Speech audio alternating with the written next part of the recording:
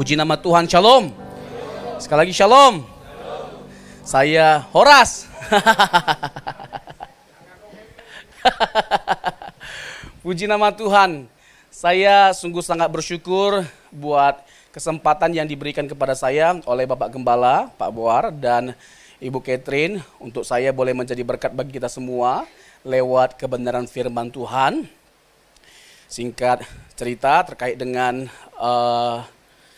identitas saya, nama saya Robson, saya dari Riau, tapi orang Batak asli, marga Samosir yang punya pulau. Nah,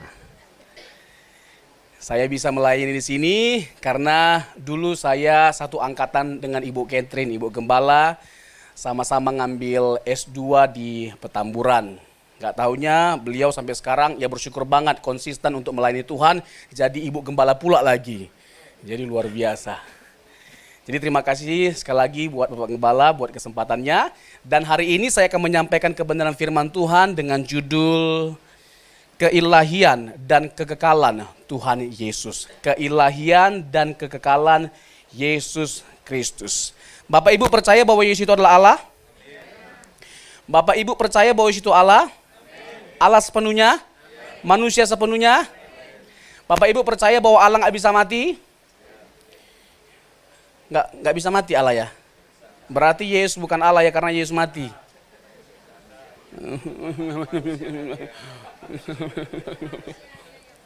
Oh luar biasa ya jemaat ini ya. JK ini jemaat pengajaran kayaknya ya. Puji Tuhan. Pintar-pintar jemaatnya, jadi grogi saya. Puji nama Tuhan. Kita tahu bahwa kekristenan itu dibangun atas dasar pengakuan bahwa Yesus itu adalah Tuhan dan satu-satunya juru selamat. Tidak ada yang bisa menyelamatkan kita selain Yesus. Kisah Rasul 4 ayat 12. Dan keselamatan tidak ada di dalam siapapun juga selain di dalam siapa? Yesus. Di bawah kolong langit ini tidak ada nama lain yang bisa menyelamatkan kita selain nama Yesus. Dan nama Yesus itu bukan hanya nama yang berkuasa untuk menyembuhkan, memulihkan, tapi menyelamatkan. Kalau kita cek di Alkitab tidak ada nama yang ditakuti oleh setan selain nama Yesus. Ya. Nama Robson itu nggak ditakuti oleh setan. Yang ditakuti nama siapa? Nama Yesus. Setan takluk tunduk terhadap nama Yesus. Kenapa? Karena kita tahu dan kita percaya bahwa Yesus itu adalah Tuhan. Dia adalah Allah sehingga namanya pun berkuasa. Kita percaya bahwa kekristenan itu dibangun atas dasar pengakuan ini. Tidak ada keselamatan di luar Yesus. Yohanes 14 ayat 6. Ada yang tahu bunyi ayatnya? I am the way, the truth, and the life. No one come to the Father except by me. Yang artinya sekali di udara tetap di udara. Akulah jalan kebenaran dan hidup, tidak seorang pun sampai kepada Allah Bapa kalau tidak melalui aku. Jadi Yesuslah satu-satunya jalan untuk sampai kepada Bapa, untuk sampai ke surga.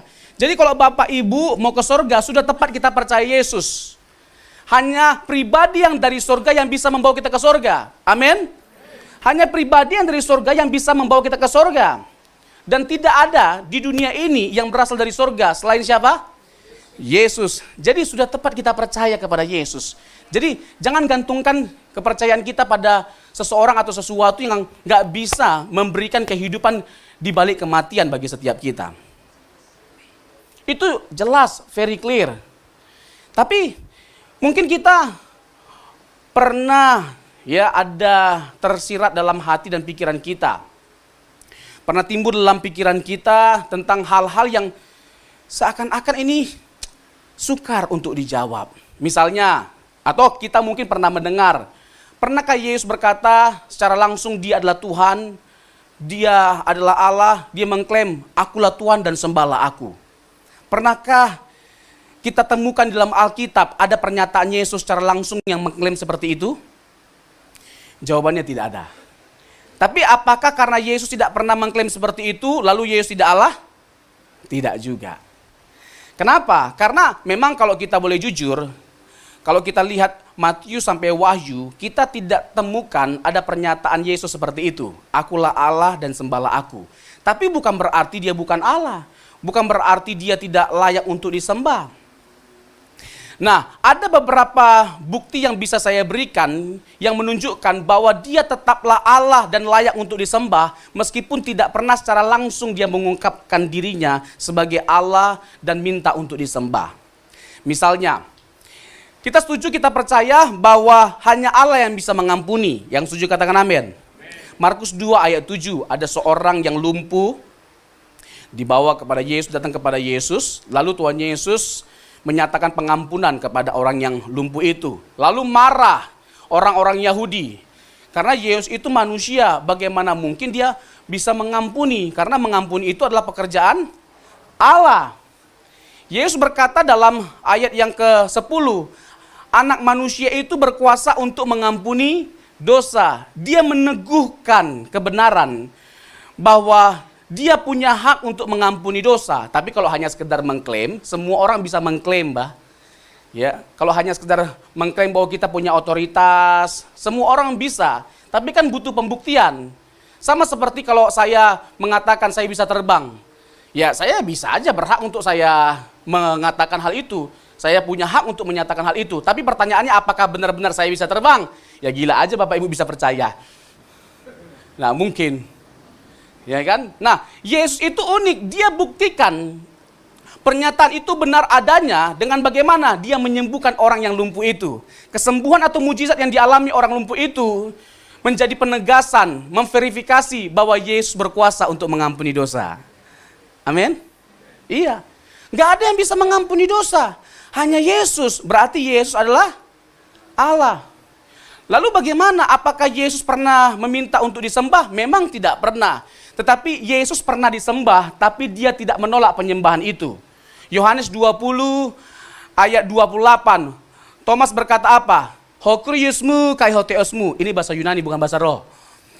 Hokriusmu kai hoteosmu. Ya Tuhanku, ya Allahku. Kalau Yesus bukan Allah, harusnya dia menolak pengakuan dan penyembahan itu. Betul? Tapi pertanyaannya, apakah ada pribadi yang pernah disembah seperti Yesus lalu menolak pengakuan atau penyembahan itu? Oh banyak. Di Iconium Derbe, Kisah Rasul 13, Paulus dan Barnabas, mereka melakukan banyak mujizat pada waktu itu, dan mereka takjub dan terkagum dan tersungkur menyembah Paulus dan Barnabas, dan mereka dianggap sebagai dewa Zeus dan dewa Hermes. Ini dewa ya Bapak Ibu, bukan tas. Ibu-ibu langsung bikin, apa Hermes? Di Alkitabiah berarti Hermes itu, nggak apa-apa ya Pak Pendeta. Dewa.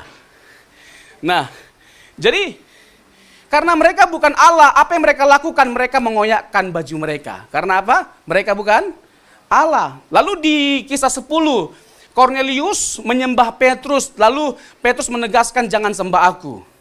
Lalu di kitab Wahyu, ada malaikat yang disembah oleh Yohanes. Lalu malaikat itu melarang Yohanes, jangan sembah aku sama kamu sama-sama hamba. Jadi ada banyak yang pernah disembah, diakui sebagai Allah, tapi mereka itu menolak untuk disembah. Tapi ada satu pribadi yang pernah diakui sebagai Allah dan disembah, tapi tidak menolak penyembahan itu. Siapa namanya? Siapa namanya? Yesus. Ada yang bilang, ya ada yang mencoba untuk membantah klaim itu dengan mengatakan itu kan sebuah bentuk kekagetan. Kaget. Sama kayak orang Amerika, kalau lagi kaget, oh my God. Begitu, oh my God, gitu. Jadi itu bukan sebuah klaim yang ditujukan pada Yesus, tapi sebuah bentuk kekagetan. Atau sama seperti orang Indonesia yang latah. Anak ayam. Jadi kurang lebih seperti itu. Dianggap seperti itu. Pertanyaannya benarkah demikian? Tidak, dengan beberapa alasan. Yang pertama, tidak boleh menyebut nama Tuhan sembarangan dalam konteks Yahudi atau budaya Yahudi. Jadi kalau Yesus tidak benar-benar Tuhan, kurang ajar nih Thomas menyebut nama Tuhan sembarangan. Nggak boleh. Dia boleh kaget, tapi nggak boleh menyebut nama Tuhan dengan sembarangan. Lalu yang kedua, Yahudi itu tidak punya budaya latah. Itu Indonesia, jangan bawa-bawa ke Israel. Hello. Mana ada apa orang Yahudi latah? Dikagetin. Tidak ada. Ya, yang ketiga, itu kan Thomas nggak percaya kan? Aku sekali-kali nggak percaya kalau aku tidak melihat dia. Lalu dia menambahkan kasih karunia. Kalau itu sebuah kaget, kagetnya telat. Ini kan Yesus sudah masuk, ngomong, baru sentuh. Lalu, oh my God, kan telat kagetnya. Kalau saya Tuhan Yesus, saya bilang begini, telat dari tadi aku datang, dari tadi, telat. Jadi itu sebuah klaim yang benar-benar keluar dari hati Thomas yang melihat bukti bahwa Yesus benar-benar bangkit dan kebangkitannya adalah bukti kemenangannya atas maut. Karena Yesus bangkit dari kematian, ada keselamatan, ada kehidupan di balik kematian, ada gereja, ada kekristenan. Kalau Yesus tidak bangkit dari kematian, maka tidak mungkin semuanya itu ada. Jadi kebangkitan itu adalah segala-galanya dalam konteks kekristenan. Gak kebayang bagi setiap kita kalau Yesus tidak bangkit. Semuanya kita pasti mati dalam dosa kita. Halo? Kita pasti mati, kita pasti binasa. Dan gak kebayang bagi setiap kita. Tapi puji nama Tuhan. Kekristenan dibangun atas dasar yang pasti. Sehingga dia menjadi our living hope. Dia menjadi pengharapan yang hidup bagi setiap kita.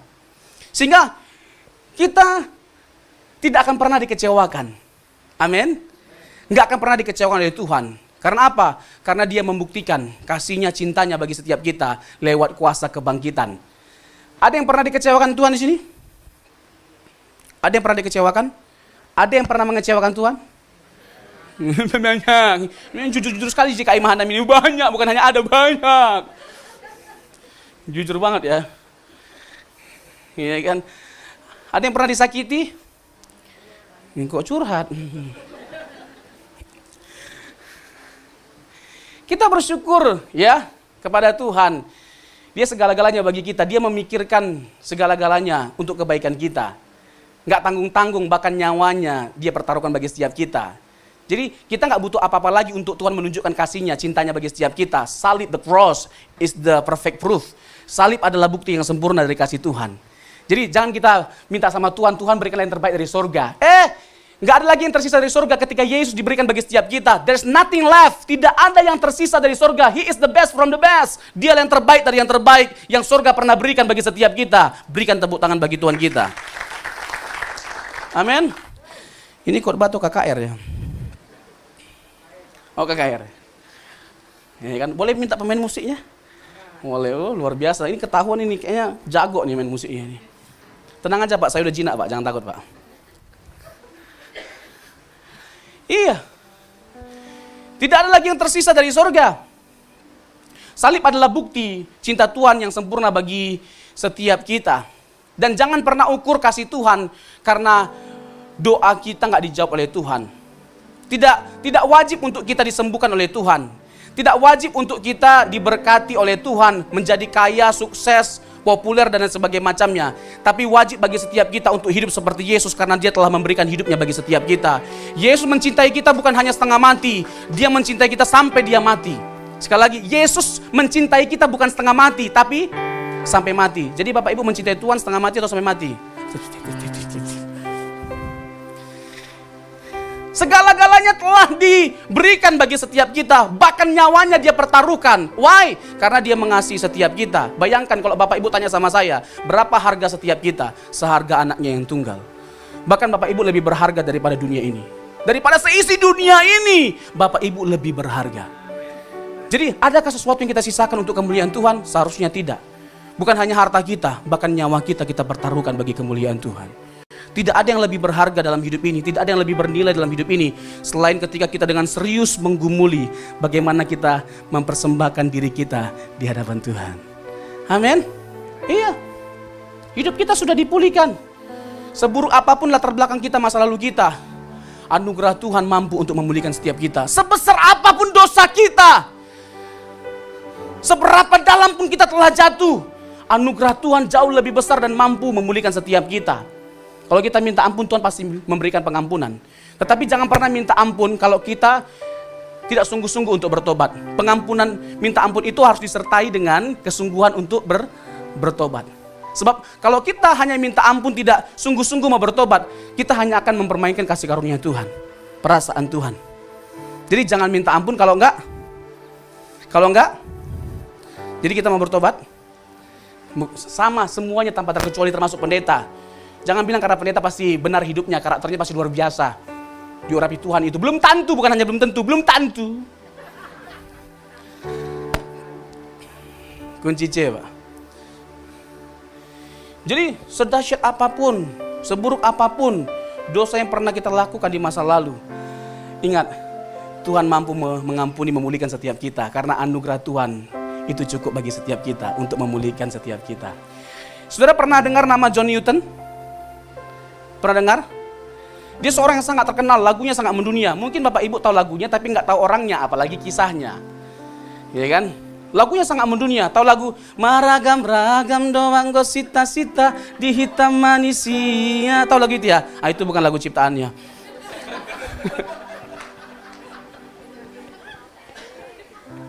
Saya nyanyikan aja langsung ya, C ya. Boleh nyanyi ya? Boleh. Boleh. Amazing grace, how sweet the sound that saved the wretch like me. Yeah, I once was lost, but now I'm found.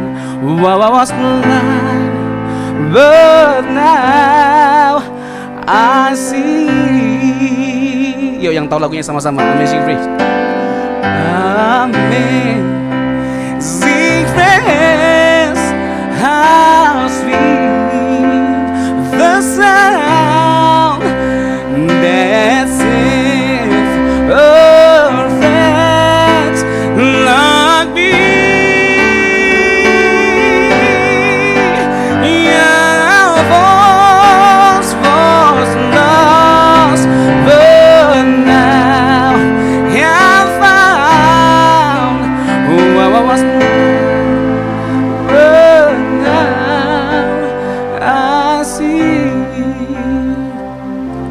Jadi pengorbanan Tuhan itu nggak tanggung-tanggung. Bahkan nyawanya dia pertaruhkan bagi setiap kita. Sangat dahsyat. Tidak ada kasih yang lebih besar selain kasih yang telah ditunjukkan oleh Tuhan Yesus 2000 tahun yang lalu. Amin. Sehingga demi dia, bagi kemuliaannya, apapun kita pertaruhkan. Amin. Apapun kita persembahkan, tidak ada yang tersisa. Seharusnya tidak lagi ada yang tersisa. Karena Bapa pun sudah tidak lagi ada yang tersisa. Semuanya telah dipersembahkan, bahkan anaknya yang tunggal. Jangan kira gampang perjuangan Yesus, jangan kira gampang perjuangan Yesus dalam menebus setiap kita. Saking beratnya pergumulan dia dalam menebus setiap kita, saking beratnya beban itu sampai dia pernah meminta berdoa di Taman Getsemani. Matius 26 ayat 39, kiranya cawan ini berlalu, but not my will, your will be done. Tapi bukan kehendakku melainkan kehendakmu. Lukas menggambarkannya lebih dahsyat lagi, lebih dramatisir lagi. Dia sampai berpuluh darah, artinya berat sekali tekanan yang Yesus pikul waktu itu. Sampai dia memohon dengan sangat di hadapan Tuhan. Kita mungkin bertanya kenapa Yesus sampai meminta seperti itu, memohon seperti itu, supaya cawan itu dilalukan. Minimal ada 4 alasan. Jangan berpikir karena dia itu adalah Allah, sehingga ringan kok beban itu dipikul waktu 2000 tahun yang lalu. Minimal ada 4 alasan mengapa sampai Yesus itu berdoa dengan sangat. Dia meratapi dengan sangat pada waktu itu. Yang pertama, bukan dia yang berdosa. Yang berdosa siapa? Nah, katakan kiri kanannya, Anda yang berdosa. Jangan malu untuk mengakui bahwa kita orang berdosa. Semua kita orang berdosa, Pak. Hanya masalahnya ada yang sudah ketahuan, ada yang enggak. Nah, itu aja bedanya. Ya, puji Tuhan kalau sebelum ketahuan sudah bertobat. Amin, Bapak-bapak. Bapak-bapak, Bu, Bapak-bapak. Amin, Bapak-bapak. Nah, iya kan? Yang masih main judi bertobat.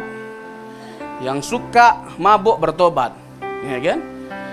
Ada yang bilang bahwa orang paling kudus itu adalah orang Batak sama orang Timur. Ya kan, orang Papua. Kenapa? Karena mabuk pun nyanyi lagu rohani.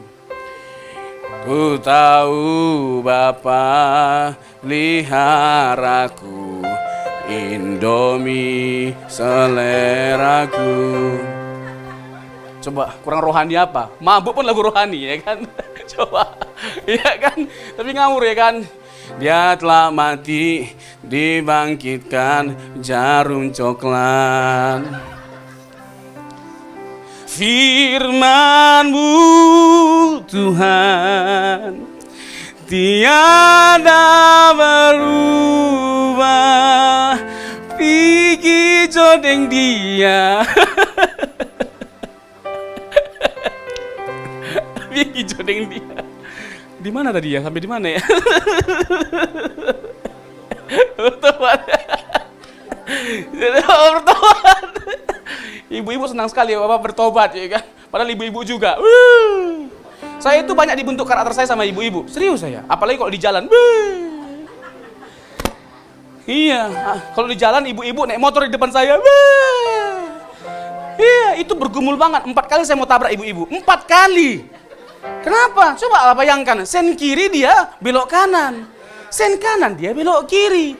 Ada kalanya dia sen kiri nggak belok-belok. Makanya lama-lama saya belajar. Jangan-jangan maksudnya kalau sen kiri dia kasih kode sama belakang. Kau ke kiri ya, aku mau ke kanan. Mati nggak kita? Bu, kalau nggak ngerti bawa motor, nggak usah bawa motor. Ya, kita mau marah, bagaimana coba? Polisi aja dilawan. Iya kan, polisi aja dilawan, apalagi kita, Pak. Polisi aja dijambak rambutnya. Apalagi kalau yang ditangkap itu misalnya sama polisi itu ibu-ibu Batak atau Timur. Mana SIM-nya? Terada. Kenapa rupanya? Terada. Kalau bisa polisinya lompat ke laut. Terang ada. Aduh Tuhan. Belum lagi kadang-kadang kalau macet nih, saya pernah dialami nih, macet nih ya. Macet total ini. Ada tiba-tiba ibu-ibu ini. Ibu-ibu naik motor. Itu kayak Valentino Rossi bawa motor. Set. Tiba dia di motor saya. Dia yang tabrak, dia yang marah. Dia pukul mobil saya, pak. Coba bayangkan jadi pendeta itu serba salah. Ya kan? Kalau kita keluar, kita marah, kita maki-maki balik. Kita maki-maki nih misalnya. Wah, nggak taunya jemaat. Percuma ya Pak Pendeta itu ngomong kasih. Mana kasihnya? Penguasaan diri, kesabaran. Mana kesabarannya? Nanti nggak kita? Serba salah yang kadang-kadang jadi pendeta ini.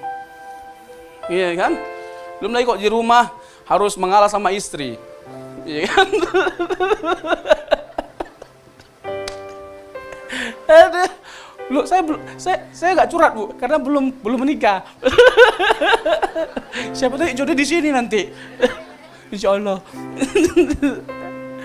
Iya kan? Jadi yang pertama itu adalah bukan dia yang berdosa, tapi kita. Yang kedua, dia tidak sedang menanggung dosa sebagian orang, tapi semua manusia tanpa terkecuali. Jadi berat sekali. Yang ketiga, dia mengalami satu penderitaan fisik yang begitu luar biasa. Jangan bilang karena Yesus itu Allah, tidak terlalu sakit setiap bentuk pukulan atau hukuman yang diberikan.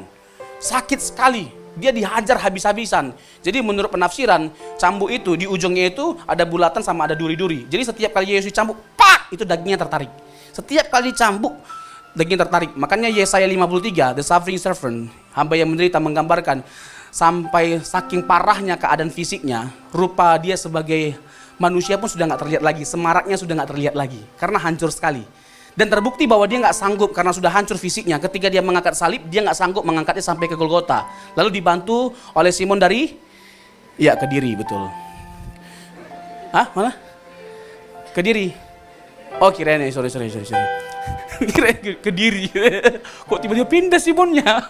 Kok jadi orang Kediri? Karena dia nggak sanggup memikul salib itu. Karena sudah hancur sekali keadaannya. Hancur sekali. Coba sambil kita merenungkan ya Bapak Ibu ya. Ini saya jelaskan, ada jokesnya juga.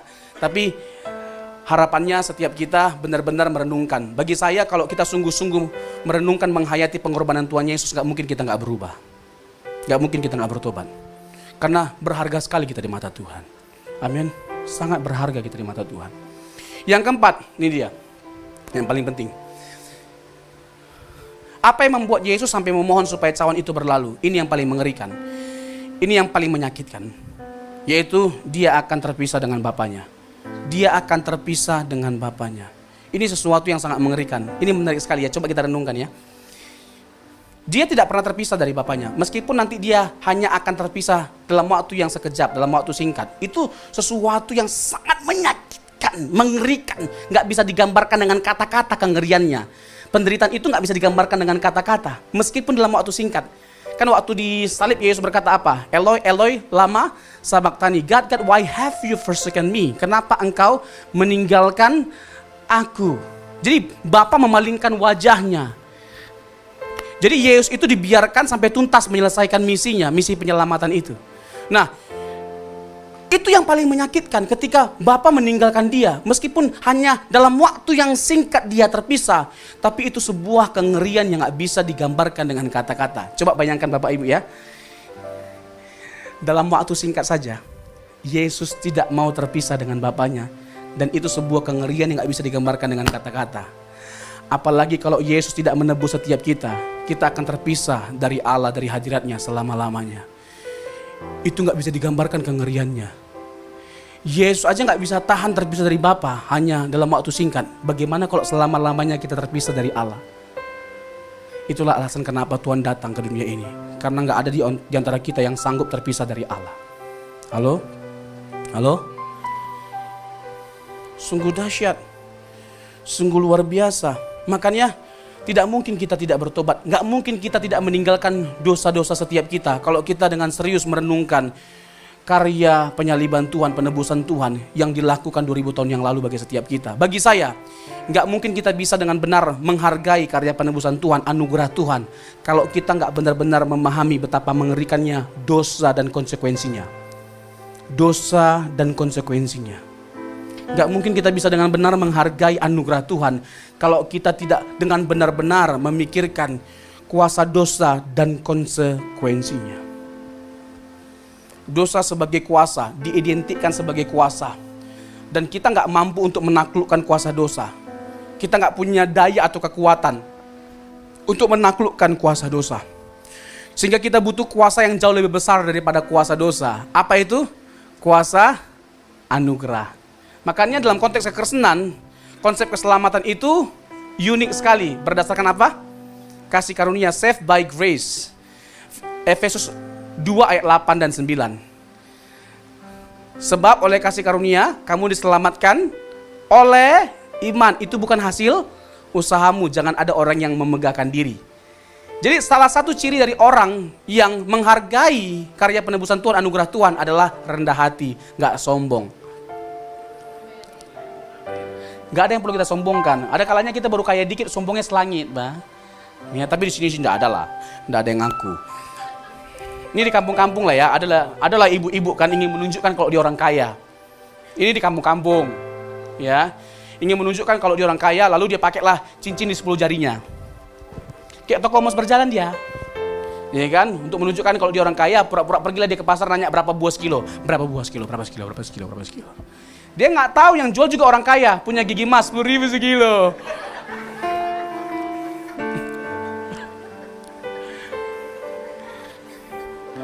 Ya kan? Ada aja. Ada ibu-ibu ingin menunjukkan kalau dia punya cincin yang mahal, cincin berlian. Kalau penyembahan dia sampai mengganggu orang samping di sebelah kiri dan sebelah kanan. Ya kaulah segalanya di dalam hidupku. Balik lagi dia. Yang begini-begini nggak perlu, Pak. Halo? Halo? Kita harus menyadari bahwa segala sesuatu itu berasal dari Tuhan. Kalau kita menyadari bahwa segala sesuatu itu dari Tuhan, bukan hanya harta kita loh, nyawa kita, maka kita nggak mungkin bisa menyombongkan diri. Jadi salah satu hal yang kita hasilkan ketika kita menyadari, menghargai anugerah Tuhan adalah kita menjadi pribadi yang rendah hati. Amin. Iya, nggak ada yang perlu kita sombongkan. Cantiknya kita, baru cantik dikit udah gaya selangit. Biasa aja, Pak. Orang cantik ditabrak mobil hilang cantiknya. Orang jelek ditabrak mobil hilang wajahnya. Halo? Yang penting itu jaga hati kita dengan segala kewaspadaan. Karena dari situ terpancar kehidupan. Bukan tampak luar yang paling penting, dalam. Inner beauty. Amin. Kenapa orang perkataannya busuk, pikirannya busuk, tindakannya busuk? Karena hatinya busuk. Halo? Iya, makanya pastikan bahwa kita itu nggak punya hati yang busuk, hati yang bersih. Bagaimana hati kita mau bersih? Kalau kita nggak hidupi kebenaran firman Tuhan. Kan ada lagunya itu, jagalah hati, jangan kau nodai, jagalah hati lentera hidup ini, ku kan menari, ku kan menari. Oh, beda server.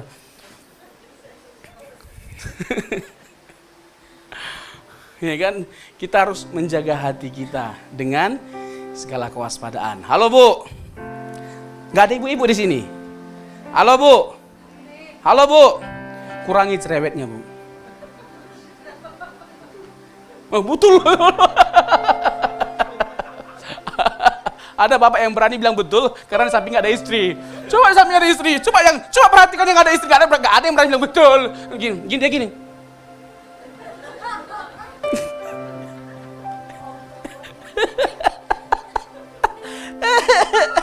Ya kan wanita tuh kaum terkuat di dunia, gak ada yang bisa ngalahkan. Iya kan, ada kalanya saking cerewetnya ibu-ibu ini. Ya kan, jangankan suami, anak-anak, kucing pun takut lewat. Meong apa meong meong meong meong meong. Saking cerewetnya. Ya. Nah, di atas wanita ibu-ibu ada yang lebih cerewet, mertua.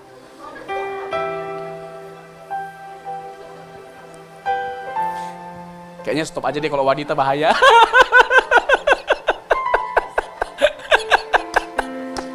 Bisa nggak pulang nanti saya, bisa nggak aman hidup saya, padahal masih panjang pelayanan saya. Aduh Tuhan, aduh. Jadi kita mau membersihkan diri kita, latihan rohani kita Bapak Ibu. Nggak ada orang yang jadi rohani ujuk-ujuk. Saya nggak percaya ada orang yang bisa jadi rohani ujuk-ujuk. Pasti tipu-tipu itu, iyo, tipu-tipu punya. Jadi menjadi rohani itu sesuatu yang harus diperkarakan atau dilatih.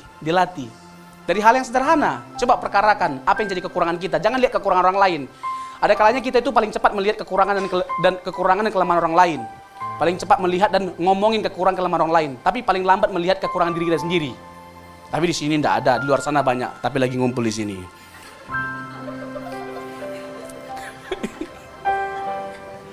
Halo? Halo? Iya kan? Nih kok jadi seram ya? Aduh, kita kan mau ke surga. Amin? Iya, kita mau ke surga. Jadi, saya yakin betul, surga itu bukan murahan. Surga itu tempat bagi anak-anak Allah. Nah, kalau kita mengakui bahwa kita adalah anak-anak Allah, mengklaim bahwa kita adalah anak-anak Allah, tunjukkan dong bahwa kita adalah anak-anak Allah dengan keberadaan hidup kita. Perilaku kita seperti anak Allah. Karena anak Allah menjelma menjadi manusia, supaya kita manusia bisa menjadi anak-anak Allah. Amin? Iya, tidak ada hal yang lebih wajib dalam hidup ini selain kita berjuang menjadi seperti anak Allah, yaitu Yesus Kristus. 1 Yohanes 2 ayat 6. Barang siapa mengaku mengenal Dia, ia wajib hidup sama seperti Yesus hidup. Jadi kaya wajib nggak?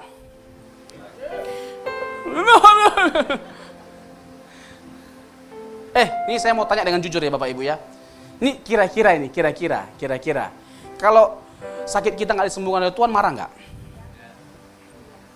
Kalau sakit kita nggak disembuhkan oleh Tuhan, kita sudah berdoa ini, marah nggak kira-kira? Atau gini, ada nggak di antara kita yang pernah berdoa sama Tuhan tapi nggak dijawab oleh Tuhan? Ada? Ada? Nggak dijawab oleh Tuhan, ada? Ada. Gini Bapak Ibu, ini jangan langsung cepat bilang saya sesat nih Pak Pendeta ini, jangan undang lagi dia. Ini sesuatu yang mungkin sering kita dengarkan, bahkan mungkin kita yakini. Saya nggak percaya mujizat selalu ada. Halo? Saya nggak percaya mujizat selalu ada. Mujizat ada setiap hari sama kita. Tuhan menganugerahkan mujizatnya setiap hari sama kita. Oh, itu nggak alkitabiah. Yang alkitabiah adalah Tuhan pasti menyertai setiap kita sampai kapanpun dan selama-lamanya. Sehingga kita dapat berkata demikian, diberkati atau tidak berkati, disembuhkan atau tidak disembuhkan, aku akan tetap mengiringi Yesus sampai selama-lamanya. Amin. Yang benar itu adalah Tuhan pasti menyertai setiap kita dan memberikan kita kekuatan. Penyertaan Tuhan itu lebih dari cukup bagi setiap kita. Tidak ada yang lebih mengerikan selain Tuhan tinggalkan kita. Tuhan tidak sertai kita. Tetapi kalau Tuhan sertai kita, sebesar apapun masalah kita mampu untuk mengatasinya. Bersama dengan Yesus. Berikan tepuk tangan bagi Tuhan kita. Percaya Yesus tujuannya bukan supaya tidak ada masalah, tapi supaya kita kuat menghadapi masalah. Amin. Iya, dan kalau Tuhan mengizinkan penderitaan atau masalah terjadi dalam kehidupan kita, itu tujuannya baik adanya untuk membentuk karakter kita menjadi mutiaranya Tuhan, menjadi berharga di mata Tuhan. Amin. Dan pembentukan Tuhan kepada setiap orang pribadi itu berbeda-beda. Karena karakter setiap orang itu berbeda-beda juga. Ada yang jahatnya nggak terlalu bagaimana. Ada yang jatnya bukan main jat kali. Nah yang begini-begini luar biasa pembentukannya, prosesnya luar biasa. Untuk dia menjadi mutiaranya Tuhan, jadi emas yang murni di hadapan Tuhan. Kalau Tuhan mengizinkan satu masalah terjadi dalam kehidupan kita, tujuannya bukan untuk menghancurkan kita, tapi itu adalah kesempatan untuk kita menunjukkan cinta kita, kasih kita, kesetiaan kita pada Tuhan. Oh saya Pak Pendeta itu rajin berdoa, saya rajin berpuasa Pak Pendeta. 1 minggu itu bisa 4 kali lah kurang lebih. Kalau memang iya, buktikanlah pada waktu kita ada masalah, kita nggak gampang menyerah. Amin. Tunjukkanlah. Disitulah kita tunjukkan bahwa kita adalah orang yang rajin berdoa, rajin berpuasa, rajin baca Alkitab. Tunjukkan dong. Kita harus buktikan bahwa kita adalah anak Tuhan, bukan kita nggak ada masalah, tapi kita kuat dalam menghadapi masalah. Masalah apapun tidak membuat kita gentar dan putus asa, tapi tetap menjadi orang-orang yang lebih dari pemenang. Berikan tepuk tangan bagi Tuhan kita. Iya. Paulus berkata kepada jemaat Roma, you are more than the conqueror. Kamu lebih dari seorang penakluk, kamu lebih dari seorang pemenang. Itu bukan gampangan. Coba perhatikan Alkitab. Hanya kepada satu jemaat Paulus berkata kamu lebih dari pemenang. Jemaat apa? Jemaat apa? JKI. Jemaat apa? Jakarta. Jemaat apa? Korintus. Bu, kalau kurang yakin minimal pelan-pelan Bu, jangan kencang-kencang. Jemaat mana? Oh kok jadi ragu-ragu. Jemaat Roma. You are more than the conqueror. Itu aja sudah menimbulkan sebuah pertanyaan bagi kita. Kenapa Paulus berkata kamu lebih dari pemenang hanya kepada jemaat Roma, betul nggak? Karena unik sekali, luar biasa iman jemaat Roma. Luar biasa iman mereka, kasih mereka, cinta mereka akan Tuhan. Luar biasa. Pada waktu itu Nero yang berkuasa. Nero sangat benci Yesus dan ingin membantai semua orang-orang Kristen. Lalu pada waktu itu dia bakar kota Roma. Lalu dia tuduh orang Kristen pelakunya. Dan itu menjadi alasan bagi dia untuk membantai orang Kristen. Ada yang diadu dengan singa, ada yang dibunuh, ada yang dibakar hidup-hidup di tamannya. Itu kesukaannya Nero. Membakar orang Kristen pada waktu itu kesukaannya, mengerikan sekali. Orang hobinya mancing, main catur, berenang. Ini hobinya bakar orang Kristen, coba bayangkan. Tapi didapati orang Kristen, meskipun mengalami penderitaan penganiayaan yang luar biasa, mereka memilih untuk tetap mempertahankan iman mereka meskipun kehilangan nyawanya. Itu jemaat Roma. Makanya Paulus berkata apa? You are more than the conqueror. Kamu lebih dari pemenang. Halo ibu-ibu, bapak-bapak. Bagaimana dengan kita? Adakah iman kita seperti iman jemaat Roma? Sehingga kita berhak mengklaim diri kita sebagai lebih dari pemenang. Nggak sembarangan. Paulus nggak berkata kamu lebih dari pemenang kepada jemaat Korintus. Jemaat Korintus itu jemaat yang paling kaya dengan karunia-karunia rohani. Tapi jemaat yang paling sombong rohani dan paling miskin rohani, itu jemaat Korintus. Paling kaya itu jemaat Korintus. Tapi paling kekanak-kanakan rohani. Coba bayangkan, baru bisa bahasa roh aja udah sombongnya selangit. Coba bayangkan, baru bisa bahasa roh aja udah selangit sombongnya. Padahal bahasa roh itu bukan segala-galanya. Yang paling penting itu bukan bahasa roh, tapi buah roh. Untuk apa kita bisa bahasa roh tapi nggak menghasilkan buah roh? Nggak ada kasih, nggak ada penguasaan diri. Untuk apa? Nggak ada kelembutan, ya kan? Nggak ada ketulusan, nggak ada kesetiaan, nggak ada keadilan. Untuk apa? Yang paling penting adalah, jadi kalau ada bapak ibu ya yang tidak bisa berbahasa roh, jangan berkecil hati. Nggak harus, nggak wajib. Iya ada tuh gereja-gereja yang mewajibkan jemaatnya untuk berbahasa roh. Nggak Alkitabiah, di mana ayatnya? Nggak ada. Karena diwajibkan sama pendetanya. Ya akhirnya apa? Orang les bahasa roh. Coba bahasa roh dileskan, matilah kita ya kan. Bahasa roh dileskan, coba ya kan. Bahasa roh dileskan. Katakan dada. Katakan di. Gabungkan dadi dada. Maaf ya Bapak Ibu ya. Saya bukan bermaksud untuk menghakimi saya bahasa roh.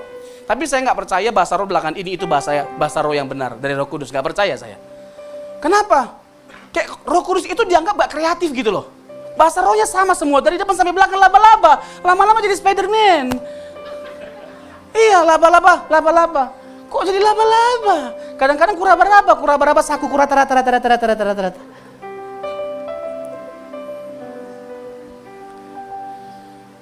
Jadi kalau kita nggak bisa bahasa roh, jangan berkecil hati, nggak jadi masalah. Karena yang paling penting itu bukan bahasa roh, tapi buah roh. Ada kalanya kita ini, ya kan, bahasa roh itu sama dengan cerewetnya bibir kita. Bukan itu yang paling penting. Kasih. Itu yang paling penting. Adakah kasih di antara kita? Waktu ada orang yang sakit, butuh obat, ya kan? Minta uang 100.000 sama kita punya uang. Apa yang harus kita lakukan? Mendoakan udah pasti. Tapi, ya berilah. Tunjukkan kasih kita. Tunjukkan bahwa kita itu Kristen lewat perbuatan kita, lewat kehidupan kita. Amin. Jangan udah doa panjang-panjang, hanya doa aja, pakai bahasa roh lagi, lalu nggak buat apa-apa. Ya Allah. Hah? Pakai bahasa roh lagi? Hah? Nggak banget gitu loh. Jadi tunjukkanlah kasih kita. Ada suami istri yang sudah lama punya masalah, nggak pernah diselesaikan. Berbulan-bulan, bertahun-tahun. Disimpan aja. Coba, mana kasih kita? Percuma kita ke gereja kalau kayak gitu. Nggak ada yang amin ya.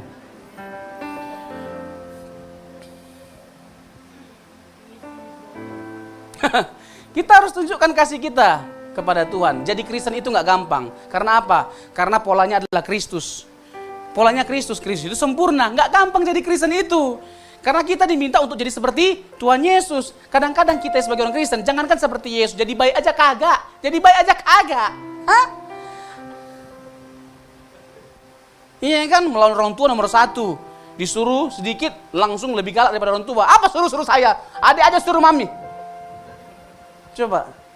Yang begini-begini. Ya kan, rajin pelayanan ini. Rajin ke gereja, coba bayangkan. Hah? Makanya ya, kalau bisa gereja-gereja itu ya, kalau mau angkat seorang jadi hamba Tuhan, pastikan bahwa dia itu punya karakter yang baik. Halo? Bapak-bapak, ibu-ibu, coba ibu-ibu tanya sama suaminya, kalau diangkakan dari 1 sampai 10, berapa kira-kira angkanya?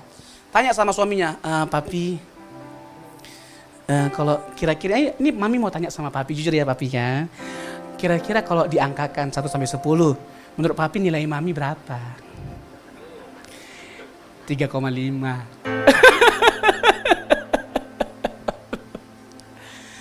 Iya dong, siapa yang paling tahu karakter kita? Siapa orang paling dekat? Pasangan kita atau anak-anak kita? Nggak ada artinya kita bilang bahwa kita baik di luar sana, tapi nggak baik di mata istri. Betul nggak? Misalnya saya seandainya punya istri dulu, istri saya duduk depan ini, saya bilang segala sesuatu yang baik-baik tentang saya. Tapi istri saya memuntah, ya kan nggak ada artinya. Betul nggak? Iya. Jadi Kristen itu nggak gampang, nggak mudah sebenarnya, karena polanya Yesus. Tapi tidak ada yang lebih indah dalam hidup ini selain ketika kita memutuskan untuk jadi Kristen. Amin. Iya. Dan kita harus menunjukkan keunggulan kita sebagai orang yang percaya Yesus. Bukan lewat harta kita, bukan dengan kecakapan kita, tapi lewat perbuatan kita, lewat hidup kita yang menyerupai Kristus. Di situ keunggulan kita. Amin. Iya. Saya boleh nyanyi lagi? Waktu masih ada? Waduh. Saya suka lagu-lagu zaman dulu, Bapak Ibu. Lagu-lagu zaman dulu itu enak-enak sekali, kayak abadi gitu. Kalau lagu zaman sekarang ini hanya menekankan musikalitas. Tapi kalau lagu zaman dulu, luar biasa, menyentuh sekali. Kadang-kadang membuat kita merinding. Kadang-kadang kalau saya lagi doa itu rata-rata lagu-lagu lama yang saya nyanyikan, karena menyentuh, bahkan membuat saya kadang-kadang nangis. Ini lagu zaman dulu yang sering dinyanyikan oleh gereja-gereja Pentakosta waktu miskin-miskinnya. Kalau sekarang udah kaya-kaya. Padahal lagu ini luar biasa, mendorong kita untuk memperkarakan hal yang esensial dalam kekristenan. Meskipun saya susah menderita dalam dunia, saya mau iri Yesus sampai selama-lamanya. Yuk sama-sama, meskipun pikul salib. Meskipun pikul salib, sangkal diri tiap hari. Saya mau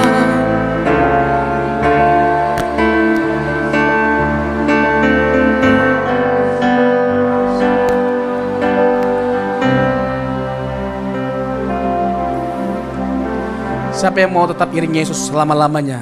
Meskipun sakit nggak disembuhkan, meskipun doa kita nggak dijawab oleh Tuhan, berikan tepuk tangan bagi Tuhan kita. Tapi kita harus buktikan, jangan di sini amin-amin, nanti di luar sana aman. Kita harus buktikan. Karena yang paling penting itu pembuktian, bukan hanya amin. Iya, amin pun bisa jadi aman. Gak ada yang lihat, oh aman, gak ada yang lihat.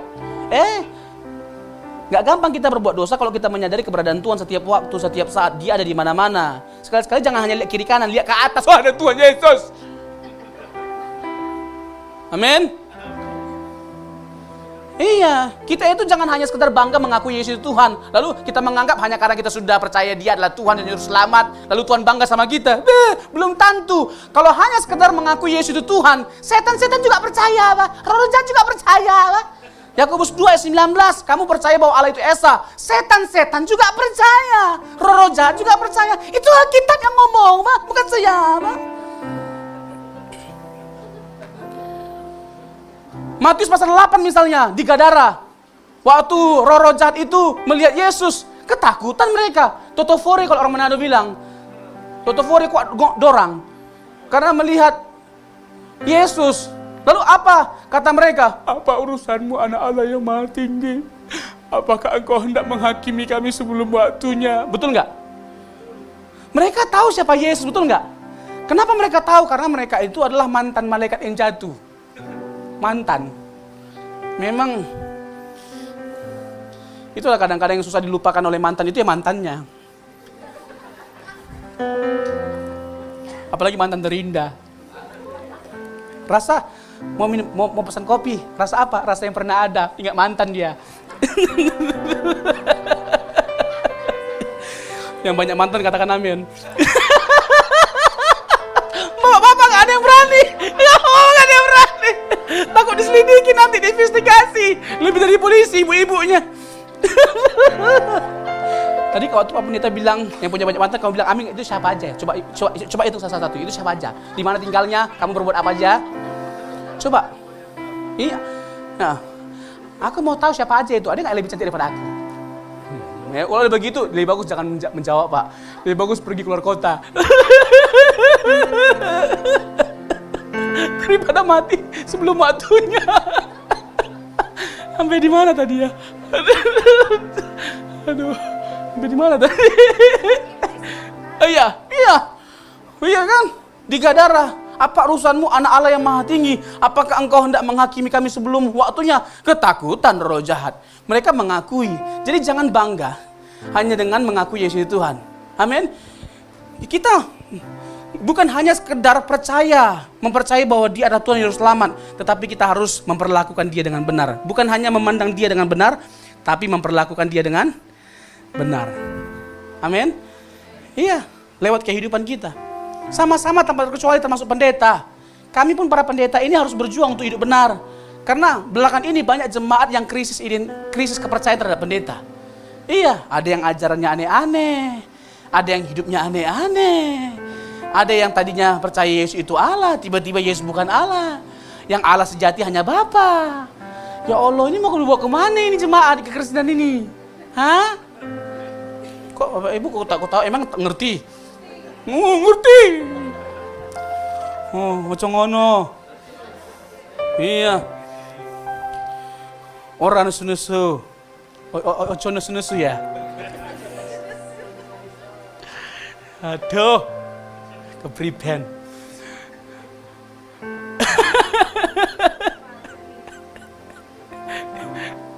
Iya.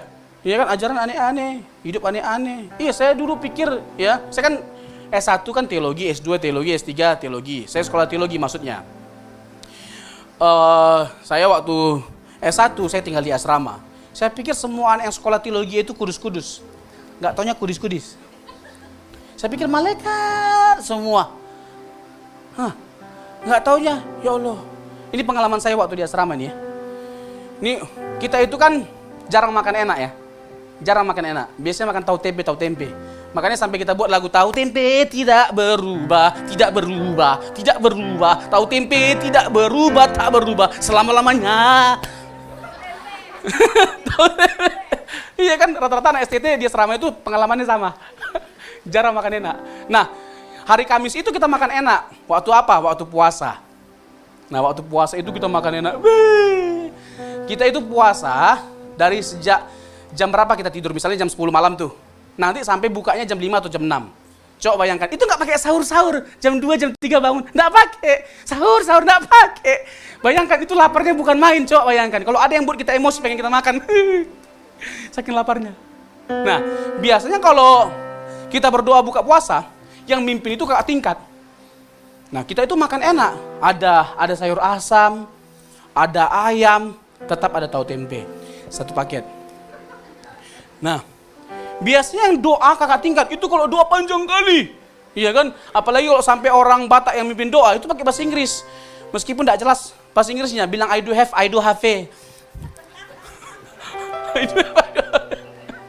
Ini kan doanya panjang. Amin. Waktu amin ayam saya hilang.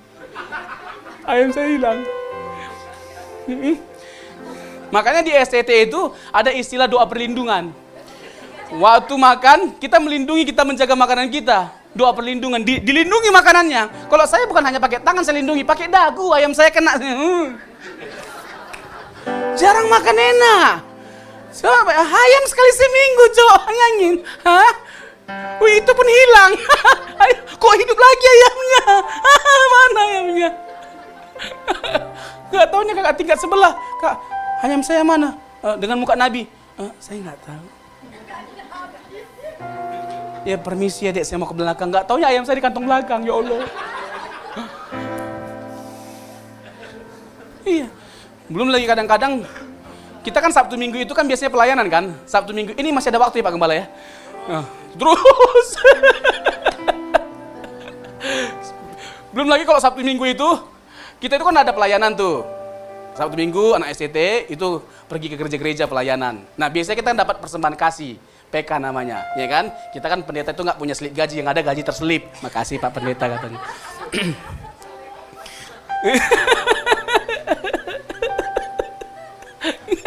Nggak ada slip gaji terselip. Makasih Pak Pendeta. Nah, nggak jarang saya pergunakan untuk beli baju. Ya kan, puji Tuhan bersyukur banget ya kan, punya baju baru. Pulang-pulang cuci kan. Sambil nyanyi, Tuhan Yesus tidak berdoa, manual, belum ada mesin cuci. Jemur, sorenya mau diambil, hilang. Saya bilang ada tuyul di STT, ada kuntilanak yang kekurangan bahan di STT. Itu realitasnya, mengerikan. Jadi belum tentu, tapi intinya adalah belum tentu hamba Tuhan itu pasti benar karakternya. Tapi intinya adalah semuanya kita harus bersama-sama berjuang. Amin. Untuk hidup benar di hadapan Tuhan. Nggak rugi kita kalau kita berjuang untuk hidup benar. Amin. Nggak rugi kita. Mari bersama-sama dengan serius kita memperkarakan diri kita di hadapan Tuhan. Dengan jujur kita menilai diri kita. Mari kita dengan jujur menilai diri kita. Ya kan? Jangan hanya sekedar saya mau masuk surga. Tapi pertanyakanlah diri kita dengan jujur, apakah karakter kita ini layak untuk masuk surga atau tidak. Coba dengan jujur kita bercermin, kita berkaca. Jangan hanya untuk mempercantik, memerias diri. Iya kan? Kalau ibu-ibu kan kalau bercermin itu kan lamanya bukan main. Hah? Sejam, 2 jam. Iya kata bapak lagi. Ya. Lamanya bukan main. Coba kalau kita baca Alkitab bisa sampai seperti kita menghias diri ibu-ibu. Iya kan? Sejam 2 jam baca Alkitab. Itu pasti luar biasa cantiknya batinnya. Amin. Kan Alkitab berkata apa? Lahiriah kita semakin merosot, tapi batinnya kita meskipun makin tua tapi makin bertumbuh. Amin. Umur 50 tahun, 60 tahun, di mana sih cantiknya? Hah? Makanya ibu-ibu jangan mudah terbuai dengan kata-kata rayuan bapak-bapak ketika lagi ulang tahun umur 60 tahun. Ih, mami makin cantik, bilang bohong. Makin tua apa? Makin banyak keriputnya. Yang benar itu begini, mami. Meskipun mami makin tua, tapi cinta papi tidak pernah berubah. Gitu dong yang benar. Amin. Enggak ada yang lain selain mami. Itu yang benar. Iya, dalam hati istrinya, pret. No comment. Itu si derita loh. Masa bodoh. Kok jadi dangdut ya kan? Cikini ke gendang dia.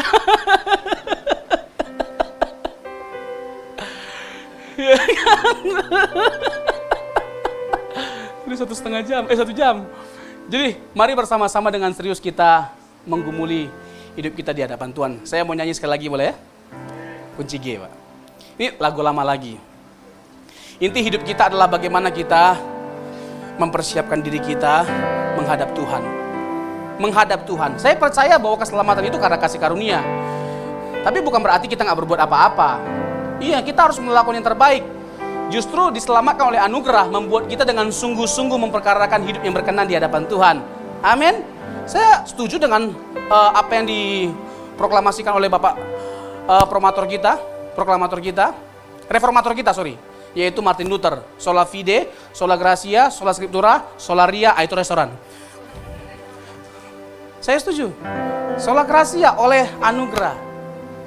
Tetapi kita justru memiliki beban yang lebih besar dengan kita telah menerima anugerah itu. Dengan apa? Dengan kita sungguh-sungguh hidup seperti Tuhan Yesus. Itu konsekuensi dari kita terima Yesus. Amin.